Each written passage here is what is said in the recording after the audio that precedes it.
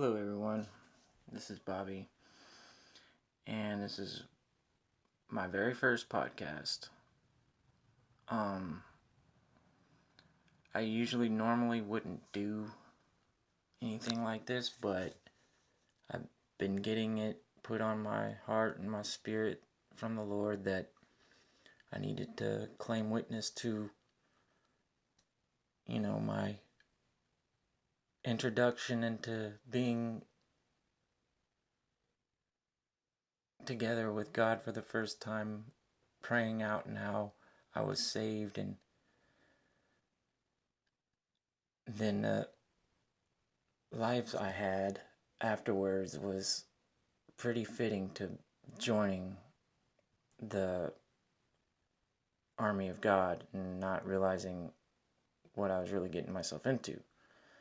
But today I'm going to start with the dreams and visions I've gotten in the past few years when I realized I had been finally spiritually reborn, and the struggle with the spiritual warfare at that time confirms what my belief was. As I was going through it, I didn't know what was happening, but I had a drug problem at the time, and I was struggling with homelessness and keeping my relationship with my fiance and being on psychiatric medications, and I was an alcoholic and tried to commit suicide and almost did.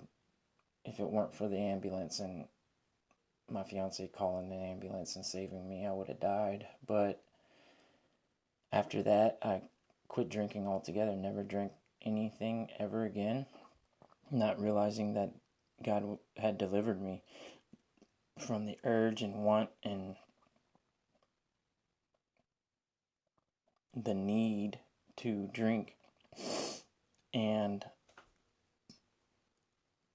I was struggling with the methamphetamine, and we came home from my mom's house one night, and my apartment had the power cut off because we didn't pay the full electric bill, and we completely forgot, and we had no money, and struggling, being on disability, trying to make ends meet, pay the bills, and support a drug habit wasn't working. And so I went into the bedroom and laid down for a sec just to put my head down and to think about what I needed to do to get power back on or something done, because it was hot in the middle of summer in South Louisiana with the humidity.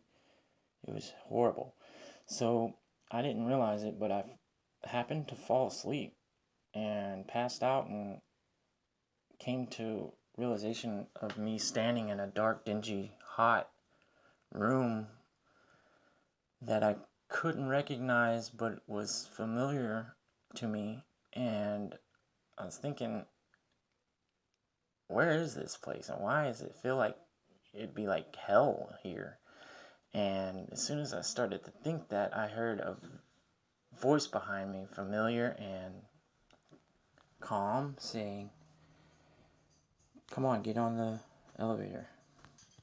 And I didn't even question the voice. It was familiar sounding. I knew the voice very well, like it was one of my best friends, but couldn't tell you like what the name was, like if it was my friend Mikey or my friend Ryan or who.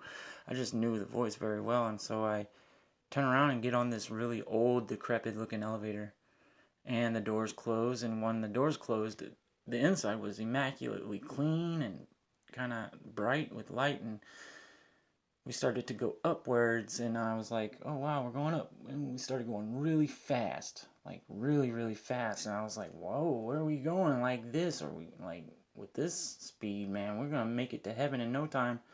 And when I said that, it was like something in my spirit gave me confirmation, like, you got it, you know where we're going, and that's where we're going. And whenever I got that, I turned to look over my right shoulder behind me, because that's where I knew the voice was, and that's where I felt he was standing. And to turn to look at him, and there was no one there.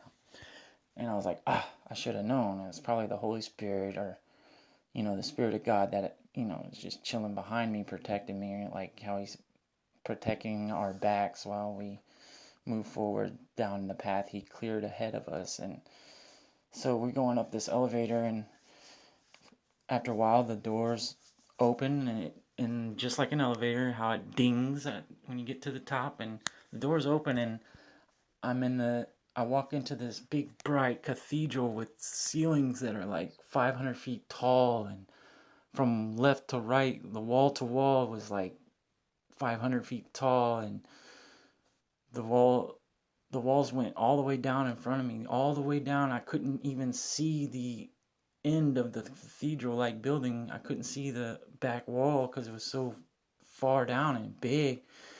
And I looked to my right. On the right wall, about 200 feet in the air, was this humongous window about 300 feet by 300 feet wide across, with this blue pillow or blue cloud-like billowing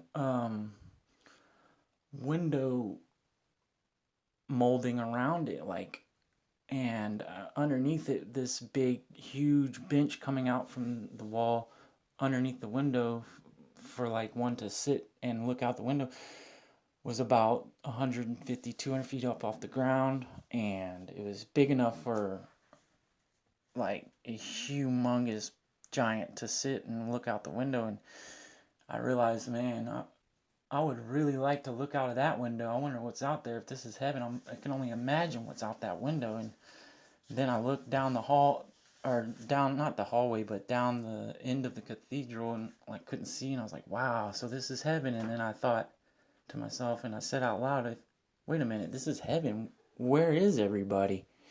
And when I said that, I hear, okay, get back on. And so I turned around and followed the direction of the voice, getting back on the elevator, and I was like, well, okay, that's it. And didn't think much of it, didn't think twice, didn't, question the voice or anything. And we started to go down, and the elevator is going just as fast downward as it was going up before. And as we were going down, I get this dreadful feeling in the pit of my stomach, like, oh no, he showed me heaven. I wonder if I'm about to be shown hell, and what's that gonna be like? And I was like, oh no, don't tell me we're going to hell now. I don't want to go see that. And then I went to think and ask in my spirit. I didn't say it out loud. I was like, are you bringing me to hell, Lord? And as soon as I said it in my spirit or my mind, I hear ding, and the doors open with my drug dealer knocking really hard on my front door, waking me up as the doors open, and me questioning if I'm going to be brought to see hell. And he was bringing me my drug of choice at the time, which was methamphetamine, and it really freaked me out. And like God was telling me that, I brought you up to see heaven in your spirit, in a dream, and you were thinking I was going to show you hell, but I'm not going to show you hell, because you're the closest you'll ever be to hell, living your life like you are, doing drugs, abusing alcohol, and so messed up and medicated by my psychiatric meds. It was horrible living like that, and I was comfortable and feeling fine, doing it, being comfortable in the wicked darkness I was surrounding myself with. And it was killing me and sending me to hell, and God wanted me to know in a dramatic ending of that dream. And it was in vivid detail, and like I was not dreaming, like I was literally there seeing things with my physical eyes. And the light that was emanating in the room at the cathedral when I was in the heaven realm area, that light was like coming from every direction. It wasn't coming from like a light bulb or a sun or from the window from outside. It was like all over the place. Like I couldn't see the end of the cathedral because it was so far and big, but it wasn't dark down at the end. It was just so far. It was like no longer seeable, and I couldn't see it. So that was that dream. And the next dream I had was I was in my new place. I'd quit drinking, and I was then sober for about maybe 2.5 years at this point. And I was sleeping at night, just whatever, and all of a sudden I'm dreaming about me in this like kind of like a workshop building, and there was other people that I knew very well, like maybe fellow employees, like that I've worked with like for years and knew them very well, like good friends, and didn't recognize any of them, but I could recognize them, and I knew them, but I didn't know them. It was weird. It's weird, but we each had really big like tables that you get in high school science class, like that you do experiments on and stuff. Big tables, and they're metal, and we were all doing something like with our hands, doing some kind of prep work or some kind of work like for a restaurant or some kind of industry type work. And there's probably about 10 of us in there, and we're all along the wall and like in the middle of the room, and all of a sudden we hear the door for the room open up real fast and loud, and we hear somebody, like I guess we would call him a boss, like came in and said, "All right, everybody, work's over with. It's time to go. Time to go home now. You're done working." And so we all just like nonchalantly put down what we were doing and started walking, just like any other day, just walking out the door. And when I get outside, I feel it was Jesus next to me in person, but I couldn't see his face. I just knew it was him, and he was in white and kind of like offset a little bit to where I wouldn't be able to like just gaze at him, because I was looking around outside, because it looked like it had just rained and it was nighttime, and there was a street light that was making it possible to see the street. And I look up at the sky, and he taps me or grabs me on the shoulder type of way, and he says, "Okay, let's go." And I immediately knew that I needed to jump, so I jumped up into the air, reached my hands out in front of me up in the sky, started flying up into the air, and then like I would turn my shoulders to the right, and I would start spinning to the right, and I turn my shoulders to the left, start spinning to the left, and then started to do a upside down loop, a backwards flip. And as I was doing that, I was screaming out like in happiness and joy, and I could hear everyone else that was with us, like, but I couldn't see them out in the sky because it was dark out in the sky, but I could hear like people all around us, like shouting for joy and loving it and having the greatest time. And it like I started tingling, like that certain tingling from head to toe, that how you get like the shivers or the goosebumps tingling in your skin when you get like a spiritual moment with God, and you can feel your skin crawl. It was like that all over my body, but like on like steroids with the Hulk or something, because it was something you could never imagine possible type of feeling, and it was so intense as I was flying and experiencing everybody else's joy and our joy together. And the tingling woke me up, and I woke up with a huge smile on my face, still feeling the tingling from all over my body like I've never felt before. And then they slowly went away, and I just kind of like laughed, not realizing I was having a spiritual dream about being taken from this wicked world up into the heavens to go home. And it was like kind